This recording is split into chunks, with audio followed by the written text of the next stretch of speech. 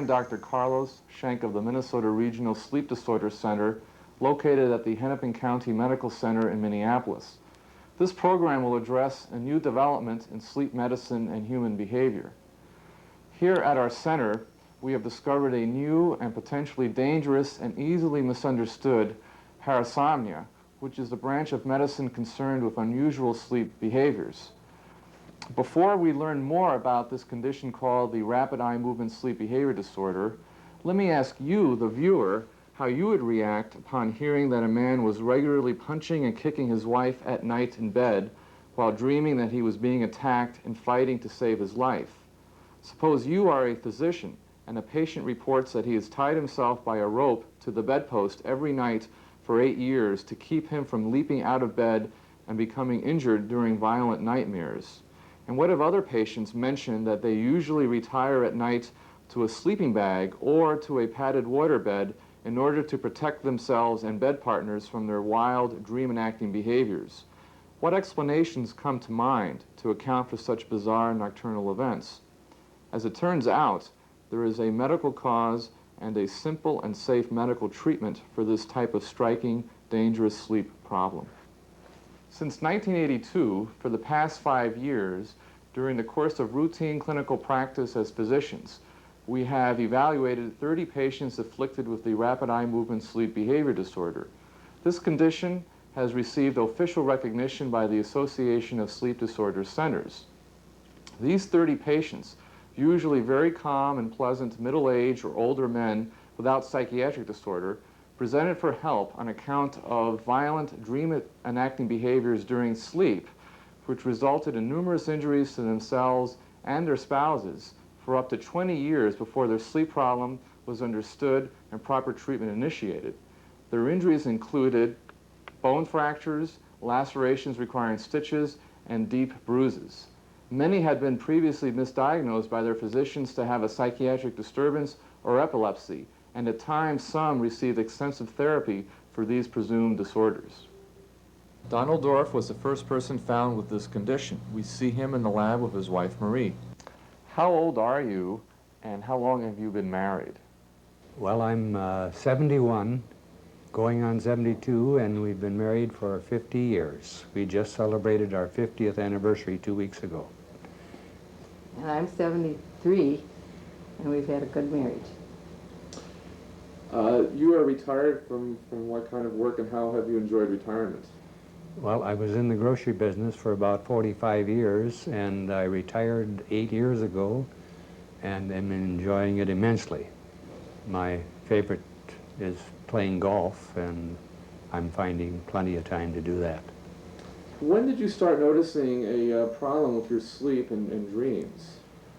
Well, according to my wife, I've always been quite active in bed with moving arms and legs for most of my life. About 4 years ago, it became dramatically worse to the point where what stimulated my coming to the sleep center was I dove off the end of the bed and right into the dresser, and suffered quite a lot of cuts and bleeding. What other dream enacting episodes have you had? Well, one of the most vivid was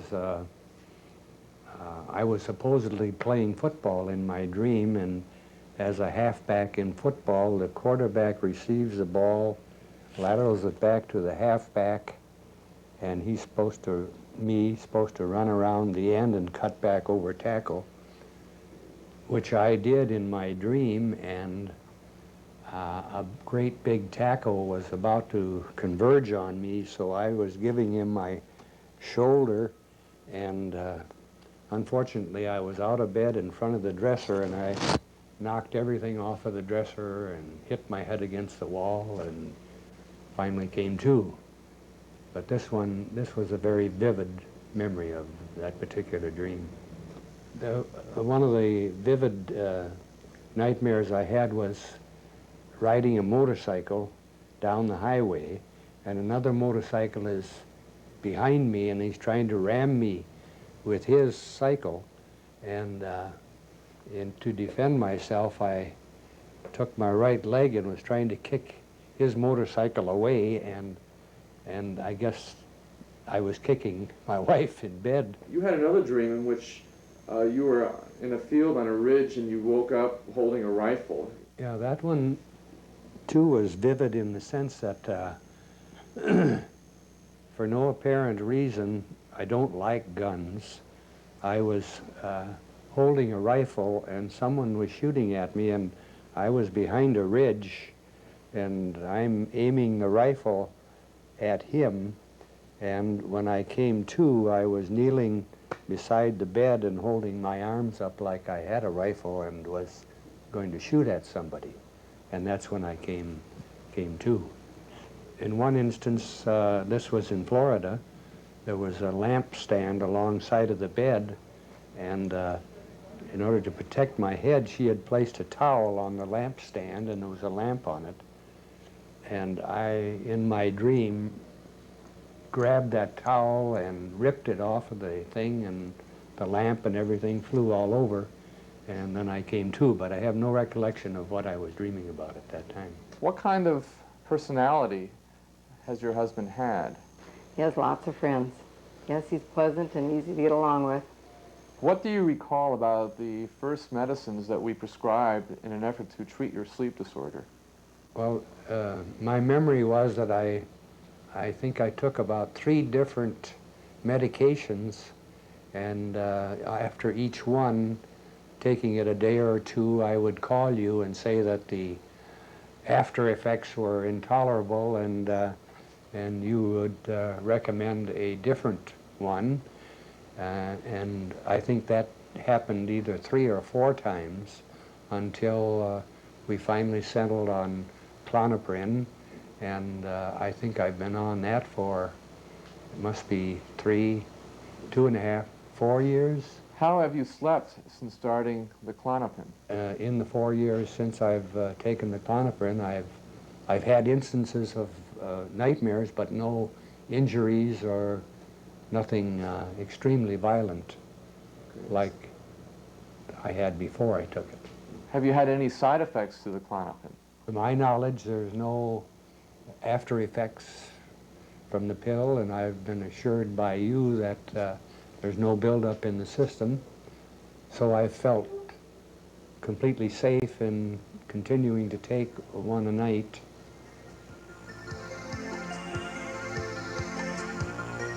Todd Eichen, a registered polysomnographic technologist, will now demonstrate the methods used in an overnight sleep center evaluation using Mr. Dorff as his subject. First of all, we'll start with the surface electrodes that are being placed on the scalp of the patient. These are used to record the EEG portion of the recording. And we place them in certain spots according to what is known as the 10-20 electrode placement system. And we use a type of glue called collodion that we put over the electrode and dries very quickly with the air compressor. Next, we'll apply the chin submental EMG electrodes. These are used to detect generalized atonia that we normally see and use to score REM sleep. These electrodes are the same electrodes that are used in the EEG recording on the scalp. We normally put 3 electrodes on the patient's chin, recording with 2 and using 1 for a backup electrode in case one of them fails during the night. Next, we'll apply the electrodes by the patient's eyes. These are used to record eye movements, specifically for this type of recording, rapid eye movements. These type of surface electrodes are a little different from what is used on the scalp.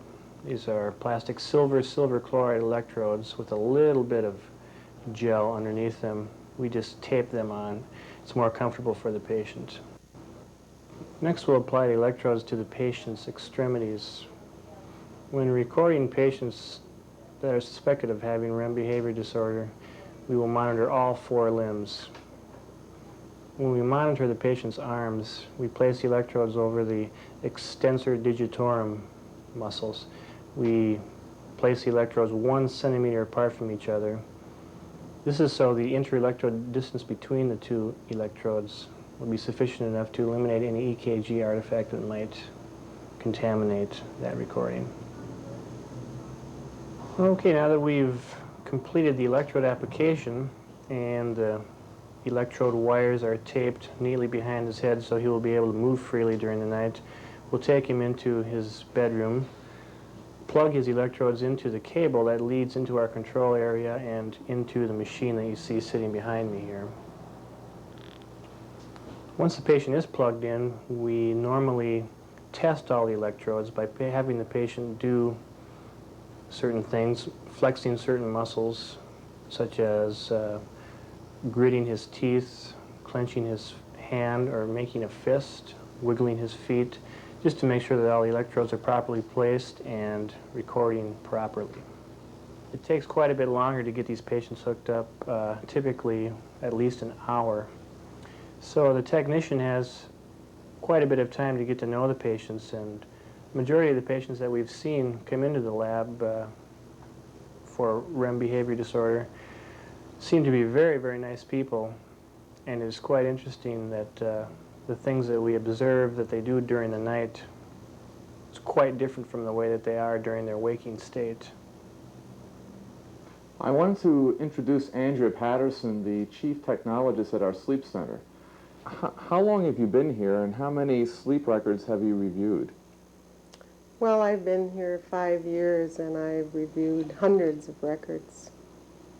How long does it take to review each record? Well, it takes at least 2 or 3 hours to completely score the record, and particularly with the REM behavior disorder patients. Those may take even longer because we have to score them very carefully, and they don't fit the normal criterion for scoring. In terms of scoring the sleep records, how careful does one have to be in reviewing even each 30-second page? One has to be very careful with the RBD records because they do not fit the normal classification of scoring records. And that's why it takes almost twice as long to score. In contrast to Donald Dorff, who did not have an identifiable cause of his REM sleep behavior disorder, Mel Abel suffered a stroke, which triggered this condition. We visited with Mel and his wife Harriet at their home. Can you describe that day when you shoveled snow and you suffered your stroke, and you then had a change in your dreams and in your sleep behaviors? Yeah, but 8 years ago, December the 4th, I was shoveling snow in our driveway, and after I had it all shoveled and the driveway cleaned out, I figured that I'd go up and get in my car. I just got a new car a couple days before that, and I was going to back down, and here the snowplow went by just before I got out and covered the driveway and all up. So I got mad on the wet end and went back and shoveled the driveway out again. And then I got in the car and was going to drive down to my office.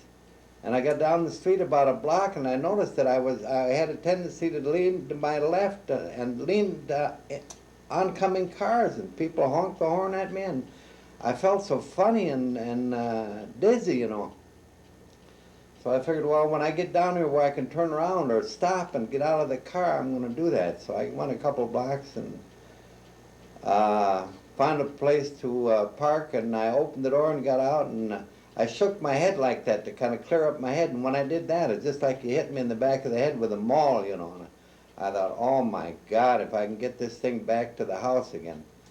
So I got the car back to the house, and the neighbor man came out, and he says, Mel, he says, what happened? And I says, I just feel awful. And he says, I better call the ambulance. And I said, no, don't call no ambulance. I'll just go in and lay down in the bed a little while, and I'll be all right. So instead of that, why, he called my daughter, and she called the ambulance. And that was the last I remembered for weeks. They took me to the hospital, and I was flat out there for a month.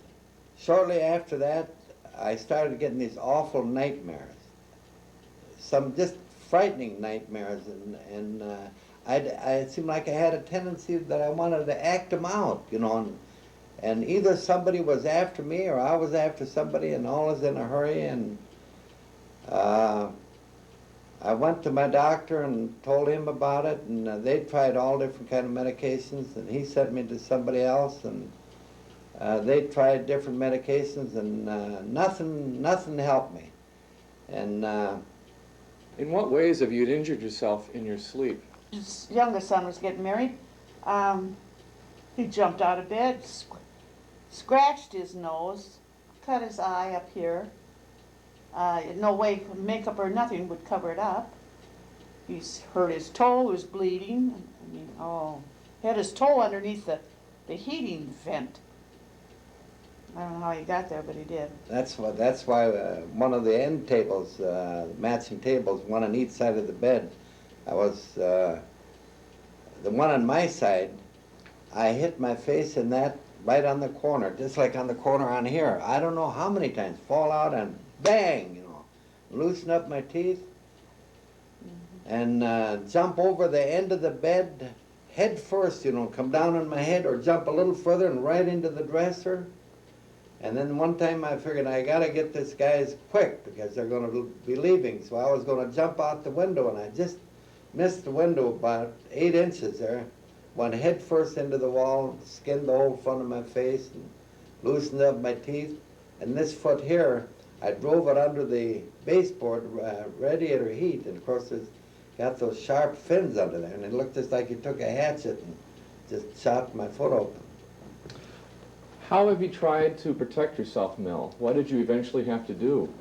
Then I finally took a clothesline rope, which is still tied up to the bed for 8 years, and tied that clothesline rope to the bed, and then I made a loop on the one end of it and put one of my belts through there. And then I put that around my waist. But I'd wake up maybe 20 times during the night from turning, and then I'd get jerked and wake up. But you know, the last year of those bad dreams, I got so that I'd unfasten it during my dream and jump anyhow.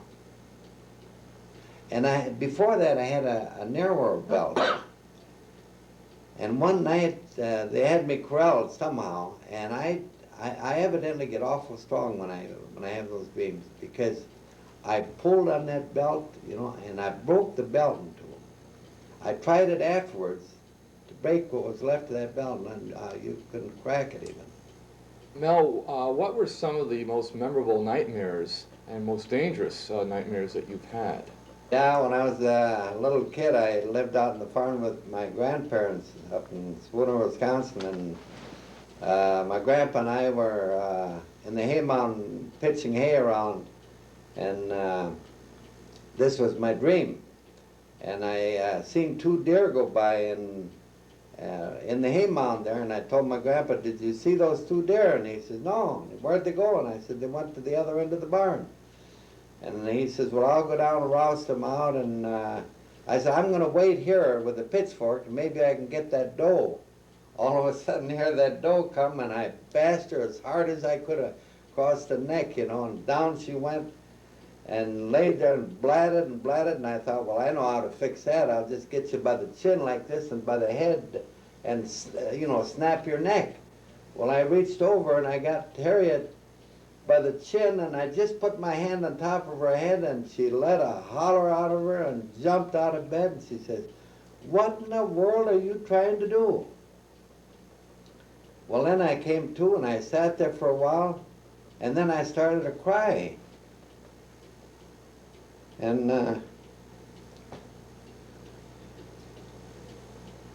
He thought that, you know, he's afraid of hurting me, you know. What could have happened? What could have happened, you know?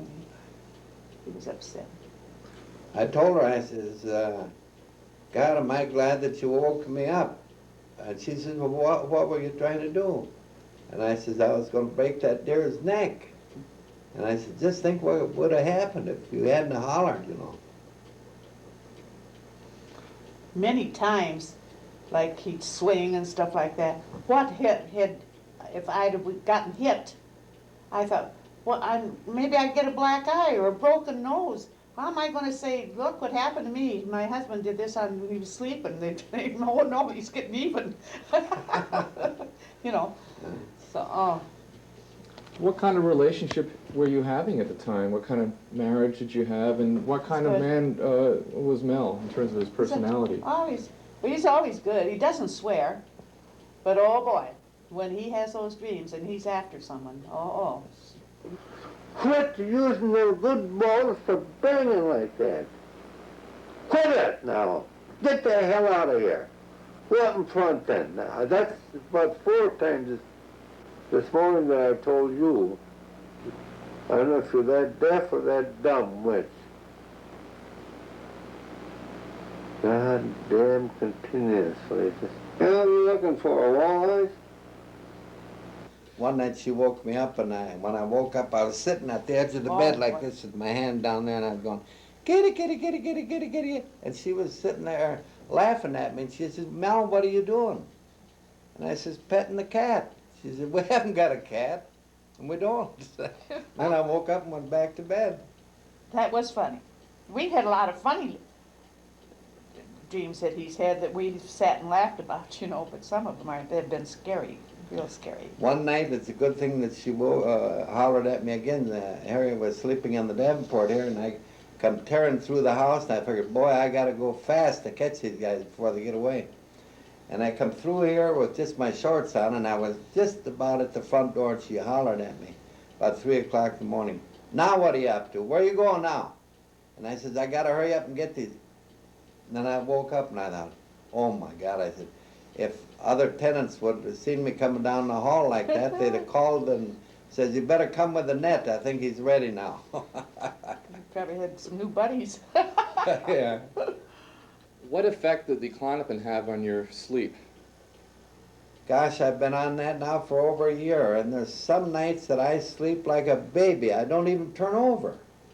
Last night was one of the nights. I got up this morning, you wouldn't think anybody even slept in the bed. We also visited with the Reverend and Mrs. Charles Jones at their home in Minneapolis. How long have you been married, and how would you describe your husband's sleeping behaviors over the years? We've been married 20 years, and he runs, he talks, he fights, he chokes, and he jumps out of bed in his sleep. Is he dreaming at the time? Yeah, most of the time he is. What are some of the more memorable events that you can remember? Oh. One night I woke up and he was on top of me and he was choking me, really choking me. And I had to take my fist. I couldn't get him awake any other way. So I took my fist and hit him and knocked him off of me. And then one night he jumped out of bed and he hit his head. He hit the door face and he hit the door another night, and I believe that's the time when he knocked himself out. If he's in a room by himself and he starts dreaming, you can hear him bumping around and carrying on, then he jumps up and around into the room and find where I am, or when the kids were home, where they were. And he would tell us what had happened to him, what had happened to him. He had been dreaming? Mm-hmm. What kind of dreams has he had? He dreams that he's flying. The time he jumped out of bed when he dreamed he was flying, he said he was flying up above some trees, and there was a phone on the table, down on the ground, and he swooped down to answer the phone, and just as he picked up the phone, somebody hit at him, and he just jumped, he jumped out of the way, he jumped right out of the bed and hit the door face. He has a bag of money. That's his favorite dream, I think. He has a big bag of money, and he's on his way home with it, and the bag get tore, and a lot of kids see him, or somebody sees him, and they jump on him, and he's fighting them to keep them from taking his money. Have you noticed over the years that your husband moves in his sleep almost every night? For 20 years, he has. We have not been apart. The longest time we were apart is when he had his open heart surgery, and he was in the hospital. That's the longest we have not slept with each other. And from the time I married him until 20 years later, he has always had dreams every night, not as violent, not moving as much, but he has moved. He doesn't keep still. Yeah, we used to laugh because it was really funny. It was really funny when it first started. When I first noticed him doing that, he would talk in his sleep. And if you talk to him, you could hold a conversation like we're talking now. And he would talk back no matter what you ask him, he would answer you. Very sensible. And we would just tease him. I tried to tape record it, and it never worked. It has never worked. The tape recorder wouldn't play the next day, after we tried to play it back, it would never play. He always said that was God protecting him. Yeah. And when he used to talk about how big I am. You can see the difference in our sizes. And he'd call me, huge and tall and not really fat, but he'd always say I'm so big. And he tells a joke about he's still the man in the house and he could, that's a joke. But anyway, what is so humorous about it is when he gets in the bedroom and he starts dreaming and he's by himself, he runs to find me. And that's when I would really tease him. I said, well, I may be big and fat, but you always look for me when somebody's behind you. And the kids would crack up. We just laugh and joke about it all the time. I guess the family has thought it was kind of funny for many years. Yeah, we did. We really did. And I called my sister on the telephone, or she would call me, or like the phone ring, we'd be talking. He would start talking to whoever was on the phone, and I lay the phone over on his face, and he'd talking. And they say something to him, he'd tell them about it. Whatever they were talking about, he'd answer. He was sleep talking on the phone. Mm-hmm. Yeah. When did you seek medical attention? For what reason? He had open heart surgery. The first time when we really quit laughing was when he had his open heart surgery, and one night he jumped out of the bed, and he, they saw the bone, and they have it together with clamps, and he hit his chest on the table next to the side of the bed. And that was not funny anymore, because I was really afraid that he had hurt himself. And then the second time he did it, he hit the door facing, the point. And that's when I really believe he had knocked himself out. He was, holding his head like this, but he was not answering me when I was calling him. And I just had to really shake him to get him awake. And then I probably would not have said anything then, but there was an article on the news one night about this lady that her husband had to be tied in bed or something. And there was a hole in the wall where he had hit his head. Reverend, how would you describe, or how did you account for your unusual sleeping behaviors? I really don't know how to answer it, because a lot of times I don't even know that I've dreamed, and a lot of times that when I wake up in the morning, I don't remember my dream. She tells me what I did and what I didn't do. In general, how have you felt over the years when you awakened in the morning? Would you feel rested? Oh yes, I always feel rested. I sleep well. And yes, I always feel rested. I never feel tired as a result of any of my dreams. In what positions have you been sleeping? I sleep with my back toward him, and when he goes to sleep, I make sure that he's facing me, and I have his leg is up on my hip. He sleeps with his leg up like this, and his hand's usually around on my waist. And if I feel his leg or his hand get to twitching, I'm awake. I really wake up fast. You've trained yourself to sleep lightly over the years. No, not necessarily trained myself, but I'm aware of what he does. Could you describe your husband's first night taking this new sleeping medication, Klonopin? He took it and he went to sleep on his back. He didn't face me. He just laid on his back and went to sleep, and that's where he stayed all night. And then I got scared. I thought he had died because he was so still, and he stayed that way every single night. He never moved. And I wake up. When I wake up, I turn over and I look at his chest, see if it's going up, going up and down. And it was a while before I was really comfortable with him. The medicine worked too well, almost. Yeah, it did. How would you describe your marriage? What kind of marriage have you had?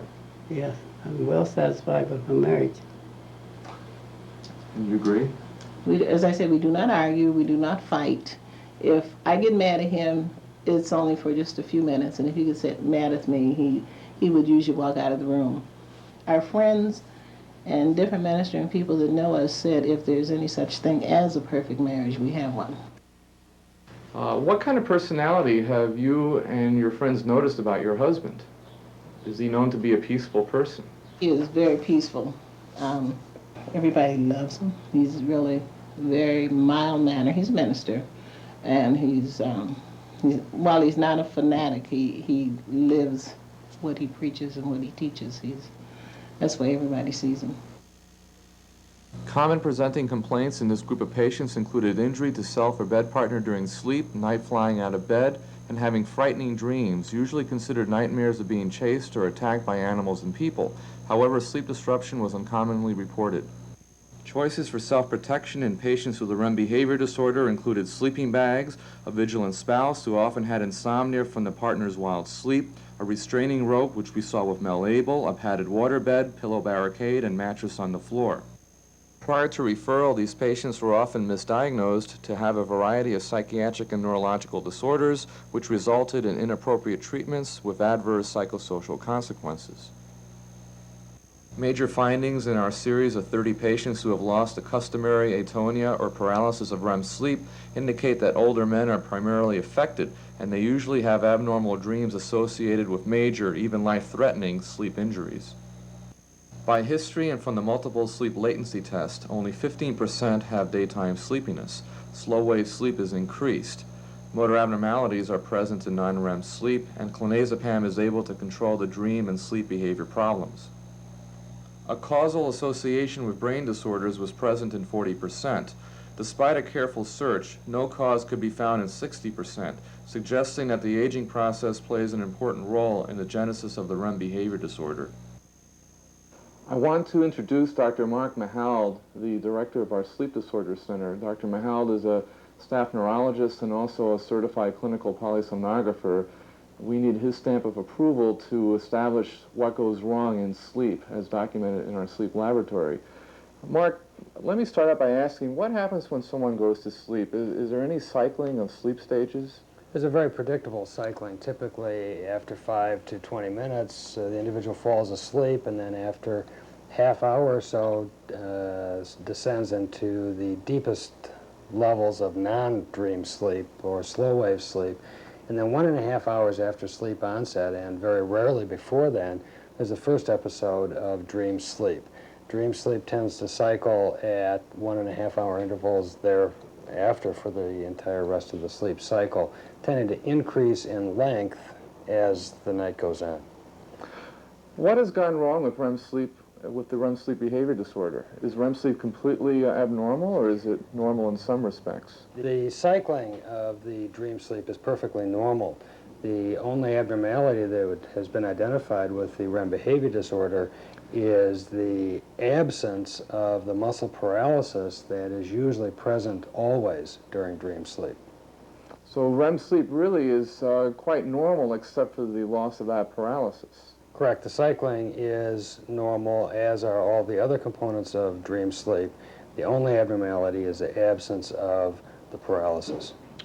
Can people who are otherwise normal while awake become quite wild and act in a bizarre way in their sleep? As a matter of fact, most people who have parasomnias have perfectly normal behavior during the day, and one of the reasons that they seek medical attention is that the behavior that they demonstrate during sleep is very inappropriate for them and frightening to them.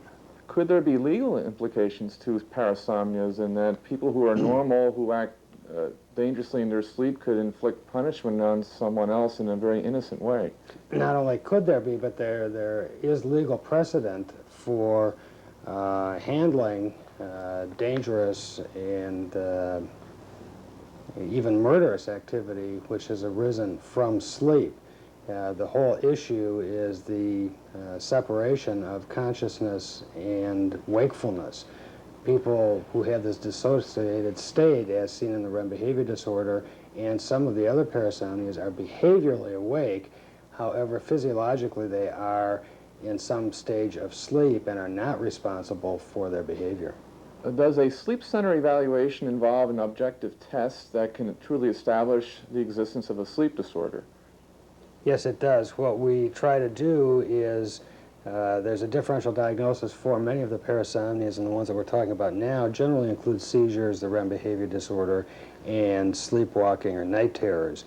Each of these conditions can appear to represent the same behavior when talking to the patient or talking to the bed partner. However, each has a very different neurophysiologic substrate, which can be identified during an all-night polysomnographic study. Okay. Why has it taken us so long to identify the REM sleep behavior disorder? Surely people have been acting out their dreams for many years. This obviously is not a new condition and has been present for a long time, but it's relatively uncommon, and the development of sleep disorder centers has been a relatively recent move, and I think it took a combination of having a patient who had this disorder being evaluated at a sleep disorder center. They had the equipment and the technicians who were able to capture exactly what went on, coupled with the professional staff that was familiar with the animal experimental data which predicted this disorder, and then put everything together. It's also possible that previous sleep clinicians or researchers thought they were witnessing waking behaviors. The extensive monitoring is necessary to differentiate the REM behavior disorder from wakefulness, and that may be another reason why it was overlooked. What are the implications of the REM sleep behavior disorder and related parasomnias for primary physicians, geriatric specialists, neurologists, even emergency room specialists? I think it's important for the entire medical community to realize that very impressive and sometimes dangerous events can occur in sleep, and unlike what most of us were taught, that these all represented psychological problems, it's clear that the majority of dangerous acts during sleep are organic and are diagnosable and treatable. And I think that referral to an experienced accredited sleep disorder center is appropriate. Is the REM sleep behavior disorder a good example of how a very dangerous sleep condition can be rapidly diagnosed and treated in a sleep center? I think that some of our most gratified patients are those that have been experiencing this frightening, if not dangerous behavior for many years, come in, have 1 or 2 nights of evaluation in the sleep disorder center, are put on medication, and are, for the first time in decades, symptom-free. Concerning medical education, what role should sleep medicine play in it? We feel that every medical school curriculum should contain a course on sleep disorders medicine. Previously, the pulmonary people often will talk about sleep apnea, the psychiatrists will talk about insomnia, the neurologist may talk about narcolepsy or nocturnal seizures. I think it's important for the medical students in training to realize that sleep disorders medicine is a multidisciplinary field, and that sleep disorder patients of any type should be able to be handled by an accredited sleep disorder center. The main issue is exposure of students to the fact that sleep disorder centers exist. They are not experimental facilities, and there are very important diagnostic and therapeutic implications for almost all patients with sleep disorders. Standard polysomnographic techniques were employed in documenting the REM behavior disorder. These included an electrooculagram used to detect rapid eye movements, an extensive EEG montage, and a submental or chin electromyogram. There was extensive monitoring of limb twitch muscle activity along with an EKG and the airflow determination to exclude apnea. A fast paper speed was used to rule out seizure activity. Finally, there was continuous audio-visual monitoring. Diagnostic criteria which we have formulated include 2 parts. First, there must be intermittent or persistent electromyographic augmentation during REM sleep. Second, there must be a history of problematic sleep behavior or sleep laboratory documentation of complex behaviors during REM sleep. This is a standard polysomnogram from a 55-year-old farmer which shows unremarkable REM sleep. The electrooculagram has characteristic rapid eye movements. The EEG is activated with desynchronized fast-frequency low-voltage activity. The chin electromyogram, or EMG, reveals atonia. However, the REM behavior disorder is shown by an expanded EMG with prominent twitching. This polysomnogram shows loss of chin atonia during complex REM sleep behaviors. There are dense rapid eye movements. The EEG has typical REM activation. The arms are preferentially activated as their flailing and circular motions are noted in writing by the technician. Mammalian REM sleep behaviors can be grouped into 3 categories: developmental, experimental, and pathological. These categories provide a broad context for understanding more about the REM behavior disorder. REM atonia in mammals is not firmly established early in development. This may be relevant for patients who had prodromes of the REM behavior disorder dating back to childhood. Experimental REM behaviors in cats were first reported in 1965 by Jouvet and Delorme, and later Morrison and colleagues confirmed that pontine tegmental lesions release 4 categories of behaviors, each of which is seen with human REM behavior disorder. Since 1975, Japanese researchers have found generally non-vigorous REM behaviors in patients with brainstem disorders. Our own clinical work detected a syndrome that features violent REM behaviors requiring treatment in patients usually without brainstem abnormality. Pathological REM behaviors in humans can result from brain disorders or appear idiopathically, with each group showing the same REM behaviors. Having previously seen examples of violent REM sleep behaviors, we will now view some reaching and grabbing behaviors.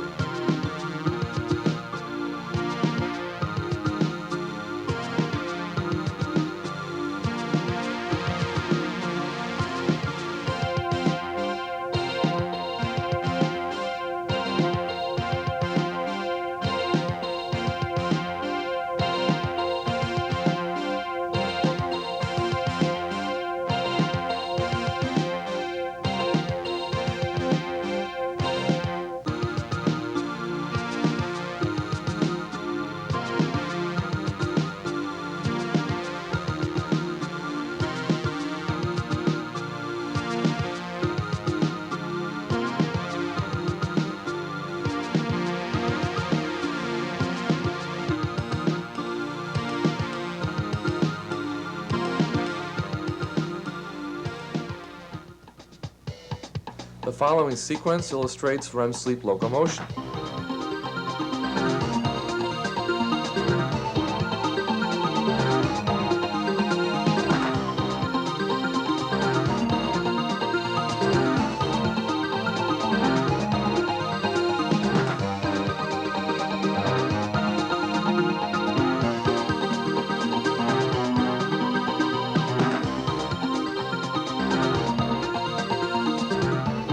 The wife of Reverend Jones recalls one night when he ran in bed.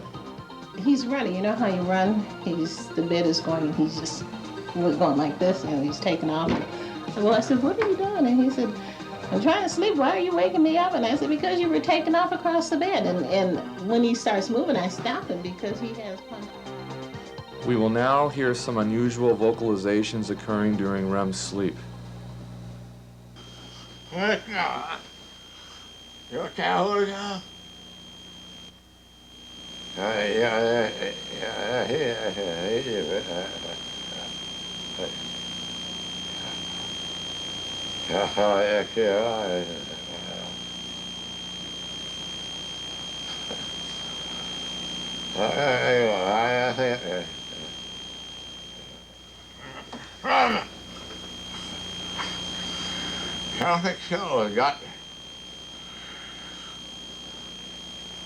Oh, man.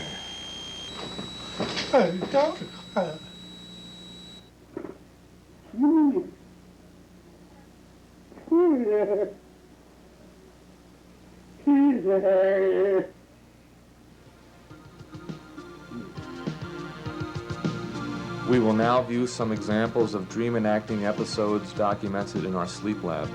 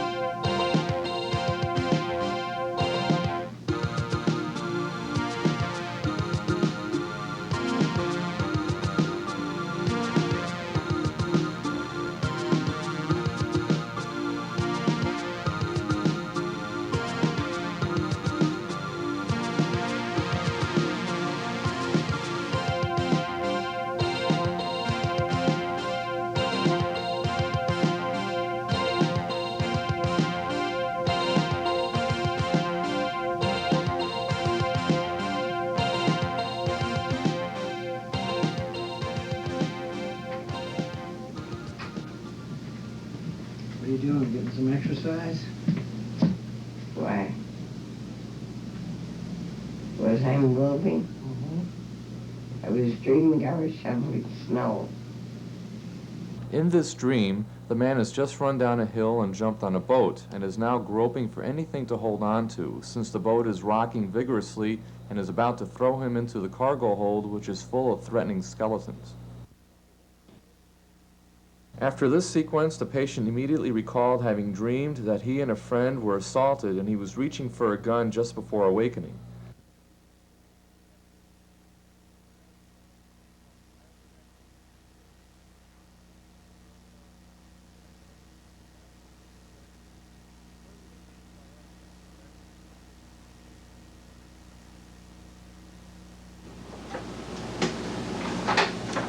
How you doing? Do you remember what you were just dreaming just now?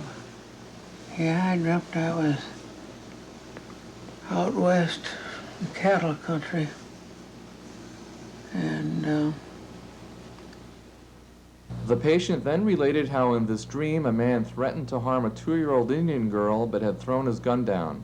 The patient immediately started to protect this girl, and in the struggle that followed, he was attempting to kick the gun away when he awakened spontaneously and was then told by the technician that he had been thrashing and kicking while asleep. All our patients had a neurologic evaluation consisting of a clinical exam and a brain scan. Evoked potential studies were also completed, but we consider them to be optional during routine clinical evaluation of the REM behavior disorder. Diverse and non-localized central nervous system disorders were found to be causally associated with the REM behavior disorder in 40% of our cases. These include vascular, degenerative, neoplastic, and inflammatory conditions. Epilepsy is not represented. The REM behavior disorder in these cases is a chronic progressive condition. An acute variant has been found during states of withdrawal from alcohol and sedative hypnotic abuse and during intoxication with antidepressant and anticholinergic medications. Our psychiatric evaluation included a clinical interview of patients and spouses, completion of a Minnesota multiphasic personality inventory, and extensive neuropsychological testing. Psychiatric disorder did not play a causal role with the REM behavior disorder. There were sporadic mild elevations of some MMPI scales. Treatment consists of clonazepam and safeguarding against injury. This potent benzodiazepine has controlled nightmares and vigorous REM behaviors for up to 5 years, is well tolerated and safe, provided that appreciable sleep apnea is not present. Although the mechanism of action is unknown, its serotonergic property may be important, since in 3 patients clonazepam was potentiated by L-tryptophan, which is converted to serotonin. I now want to introduce Dr. Scott Bunley, staff neurologist at this hospital and also a certified polysomnographer. In our series of 30 patients so far with the REM sleep behavior disorder, 40% have had a major neurological disorder which we presume caused the sleep disorder. What implications does that have for neurologists and neurosurgeons? I think the implication is this: in some of the people whom we have met with this disorder, their sleep disturbance has anticipated some other neurologic, often degenerative condition by even several years. And I think the importance for neurologists and neurosurgeons is not that someone has REM behavior disorder per se, but that they either have some coincident neurologic disorder or that they may develop one in the next few years. Is the REM behavior disorder a disorder of motor control during REM sleep, and is it associated with any other sleep movement disorders? I think it is, in fact, associated with other motor disorders, and it becomes, particularly for a neurologist who thinks about brain function, a question of the larger function of motor control in sleep.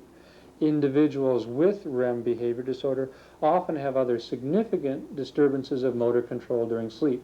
They often have periodic movements, sometimes called nocturnal myoclonus. They often have, as well, a less periodic twitching of the muscles, which has been described by other authors under different names, for example, fragmentary pathologic myoclonus. But these individuals obviously have some disturbance of motor control in all stages of sleep. We have also observed some individuals who have a remarkable disturbance of motor control, who are moving throughout their sleep, and they very obviously have a disturbance of motor control throughout all stages of sleep. What aspect of the REM sleep behavior disorder do you find of greatest interest or most amazing?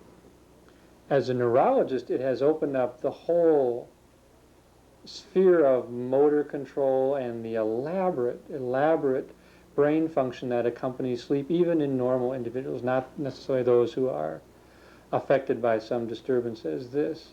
I think it has simply been neurologists, when they go to sleep, don't think about their sleep, and the phenomenon of brain function during sleep has largely been unstudied, and to me, REM behavior disorder has given me an inkling of how complex and how extraordinarily beautiful brain function can be even while we're asleep. Is it true then that the REM sleep behavior disorder involves a major change and abnormality in brain functioning, even though there may not be a structural neurological disorder? Well, it's obviously a very significant functional or physiologic change, and it has, I think, been very instructive for us to find that we have so much trouble identifying any structural abnormality in at least most of our patients. The obvious solution to that paradox is that this is a functional abnormality, a very significant one, even if we cannot get an image of it. Isn't it ironic that for some people with neurological diseases, particularly older people with neurological diseases, that as they become more debilitated while awake, they may become disinhibited in their sleep, including REM sleep, and act in a very energized, vigorous, and violent way? I think that is very ironic. It is often true in other disorders, for example, what we would call degenerative disorders such as Parkinsonism or progressive supranuclear palsy, that sleep per se is altered, and in many individuals, sleep is deficient. In some individuals, their sleep is less and less, it seems less restorative, and it's terribly ironic, likewise, that someone who is physically disabled while awake has some serious disturbance of sleep as well. So it appears that for people such as psychologists who are interested in human behavior and also people interested in the aging process, the REM sleep behavior disorder opens up new fields of interest for these disciplines. Oh, absolutely. I think, in fact, in the general sense, the study of sleep per se is a largely unexplored facet of aging and human experience in general. The REM behavior disorder can be contrasted with somnambulism, a different parasomnia which involves a sequence of complex behaviors initiated during partial arousals from slow-wave sleep. Night terrors also arise from slow-wave sleep and usually are inaugurated by a piercing scream accompanied by frenzied behavior. Amnesia is the rule, but vivid dreams at times can be recalled.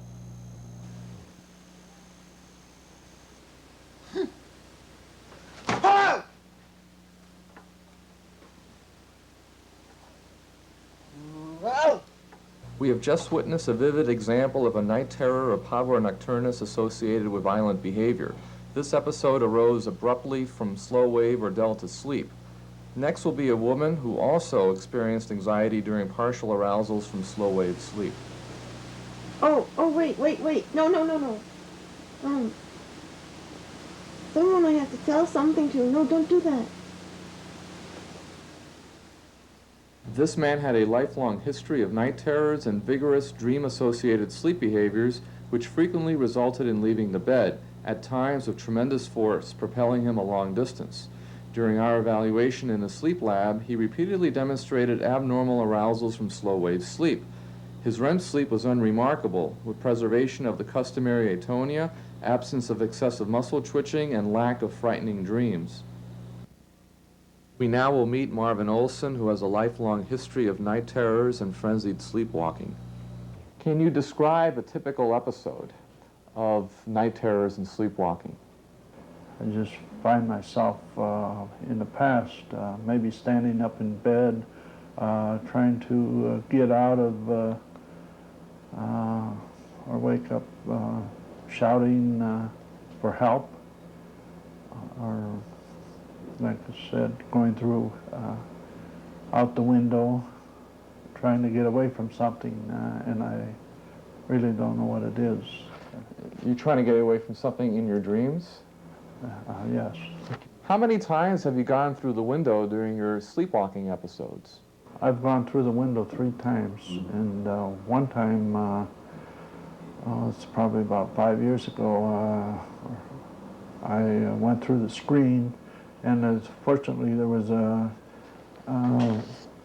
lounge couch in the porch. I went through an inside window and onto this couch. I woke up out there.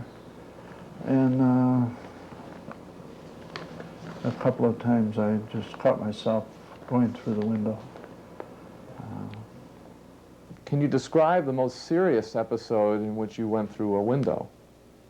In August 13, 1986, I found myself, I woke up when my head hit the ground outside my bedroom window.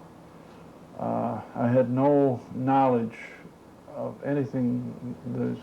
The thing I remember is the terrific blow to my head outside, and then I woke up and I realized what had happened, that I'd been walking in my sleep. How many stitches did you require that night? Fortunately, the bedroom drapes went through the window ahead of me and protected me from most of the cuts. I did suffer cuts on my arms and legs, and I had about 30-some stitches. I fractured a vertebrae in my neck in the fall. I was bleeding quite profusely, and I walked around the house and rang the doorbell for my wife to get up, and I knew I had to go to the hospital. He was hospitalized for 2 days, and subsequent polysomnography found night terrors and somnambulism during arousals from slow-wave sleep. Nocturnal seizures can also cause unusual sleep behaviors and dream disturbance. What the hell?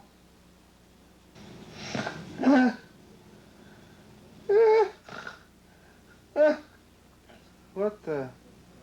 The patient just shown had a total of 3 discrete episodes involving abnormal, stereotypical nocturnal behaviors arising from various sleep stages during the same night. The EEG showed right-sided generalized spike in slow-wave activity. This woman also had an epileptic basis for her peculiar, recurrent, stereotypical sleep behaviors.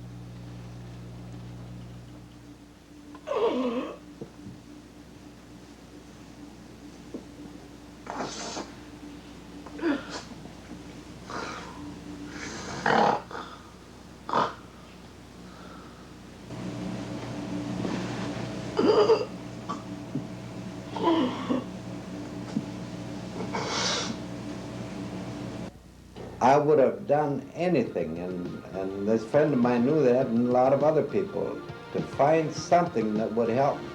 I thank God every night for the help.